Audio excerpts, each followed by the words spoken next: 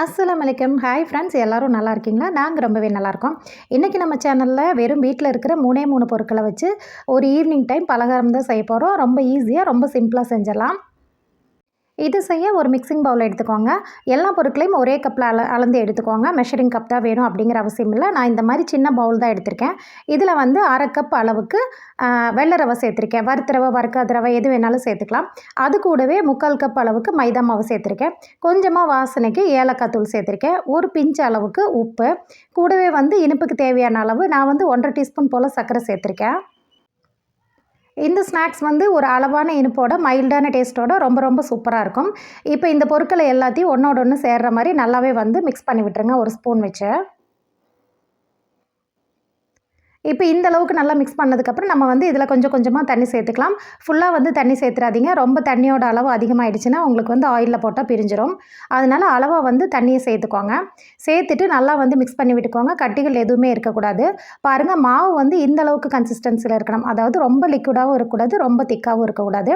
இந்த அளவுக்கு எடுத்திங்கன்னா உங்களுக்கு கரெக்டாக இருக்கும். ஃபைனலாக பார்த்திங்கன்னா இதில் ஒரே ஒரு பிஞ்ச் அளவுக்கு பேக்கிங் சோடா மட்டும் சேர்த்துக்கோங்க. சேர்த்துட்டு அதையும் சேர்த்துட்டு நல்லா மிக்ஸ் பண்ணி விட்டுருங்க. இந்த மாவு வந்து ஊறணும் அப்படிங்கிற அவசியம் இல்லை. மிக்ஸ் பண்ணின உடனேவே நம்ம செய்ய ஆரம்பிச்சிடலாம். இப்போ ஒரு பேன் வச்சு ஹீட் பண்ணிவிட்டு ஆயில் சேர்த்துக்கோங்க. கொஞ்சமாக குழியாக இருக்கிற மாதிரி பேன் வச்சுக்கோங்க. அப்போ உங்களுக்கு ரொம்பவே வசதியாக இருக்கும். ஆயில் நல்லா ஹீட் ஆகட்டும். அதுக்கப்புறமா வந்துட்டு மீடியம் ஃப்ளேமில் வச்சுக்கோங்க.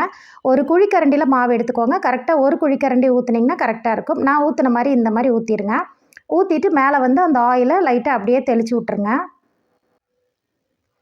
உங்களுக்கு ஒரு 1-2 நிமிஷத்துலேயே வந்துட்டு நல்லா பொங்கி வரும் ஒட்டாமல். இப்போ இதை வந்து நம்ம திருப்பி போட்டுக்கலாம்.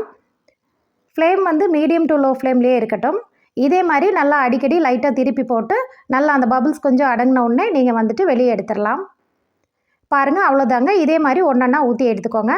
நான் ஒரு சின்ன பவுல் தான் எடுத்தேன். அதுலேயே வந்து பார்த்திங்கன்னா 5 பீஸ் வரைக்கும் எனக்கு வந்துச்சு. அவ்வளோதாங்க. இந்த மாதிரி கிளைமேட்டில் நல்லா சூடாக ஈவினிங் டைம் ஸ்கூல் விட்டு வர பசங்களுக்கு டக்குன்னு செஞ்சு கொடுத்துடலாம். டோட்டலாக ஒரு 10 நிமிஷம் இருந்தால் போதுங்க இந்த ஸ்நாக்ஸ் செய்கிறதுக்கு. நல்ல டேஸ்ட்டாக இருக்கும். இது வரைக்கும் இந்த ஸ்நாக்கை நீங்கள் ட்ரை பண்ணலன்னா கண்டிப்பாக ட்ரை பண்ணி பாருங்கள். அப்படியே நம்ம சேனலை ஃபஸ்ட் டைமாக பார்க்குறீங்கன்னா நம்ம சேனலாக அவளை சப்ஸ்கிரைப் பண்ணி ஃபாலோ பண்ணுங்கள். நெக்ஸ்ட் வீடியோவில் பார்க்கலாம். தேங்க்ஸ் ஃபார் வாட்சிங். பாய்.